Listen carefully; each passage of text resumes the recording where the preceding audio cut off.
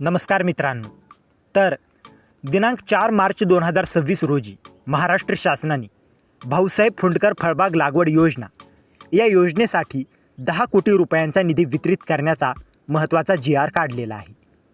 चला तर मग सविस्तर माहिती जाणून घेऊया. तर ही योजना नेमकी काय आहे? तर ही योजना अशा शेतकऱ्यांसाठी आहे जे महात्मा गांधी राष्ट्रीय ग्रामीण रोजगार हमी योजनेत म्हणजे MGNREGA पात्र ठरत नाहीत. त्यांच्यासाठी राज्य शासनाने स्वतंत्रपणे भाऊसाहेब फुंडकर फळबाग लागवड योजना सुरू केली आहे.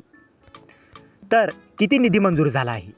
तर सन 2025-26 आर्थिक वर्षासाठी एकूण कार्यक्रमासाठी आधीच 104.50 कोटी रुपये प्रशासकीय मान्यता. आता त्यातील सर्वसाधारण प्रवर्गासाठी 10 कोटी रुपये वितरित.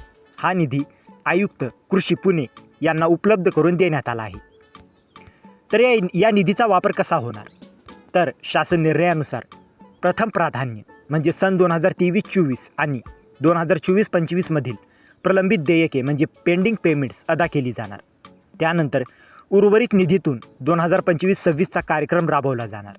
म्हणजे ज्यांचे पैसे प्रलंबित आहेत त्यांना आधी दिलासा मिळणार आहे. तर निधी कोणत्या खात्यातून खर्च होणार?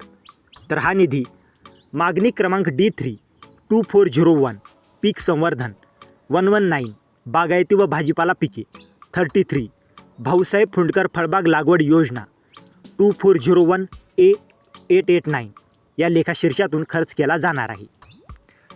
तर जबाबदारी कोणाकडे? तर सहाय्यक संचालक लेखावन कृषी आयुक्तालय आहारण व संवितरण अधिकारी, आयुक्त कृषी पुणे नियंत्रक अधिकारी आणि संचालक फलोत्पादन योजनेचा आढावा घेणार. नंतर अटी व शर्ती. तर महाराष्ट्र अर्थसंकल्प नियमावलीचे पालन आवश्यक, वित्त विभागाच्या मार्गदर्शक सूचनांचे काटेकोर पालन, शासन परिपत्रक 7 एप्रिल 2025 मधील अटी लागू आणि नियोजन विभागाची मान्यता प्राप्त.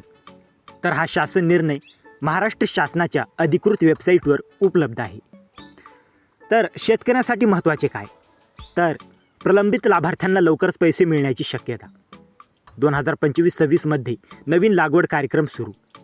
सर्वसाधारण प्रवर्गासाठी स्वतंत्र निधी उपलब्ध.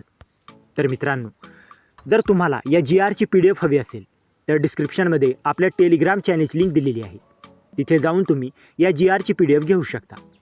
आणि हा व्हिडिओ उपयुक्त वाटला असेल तर व्हिडिओला लाईक करा, शेअर करा आणि अशाच महत्त्वाच्या GR अपडेटसाठी आपल्या चॅनलला सबस्क्राईब करा. तर मित्रांनो, भेटूया अशाच एका महत्त्वाच्या पुढच्या व्हिडिओमध्ये. जय हिंद, जय महाराष्ट्र.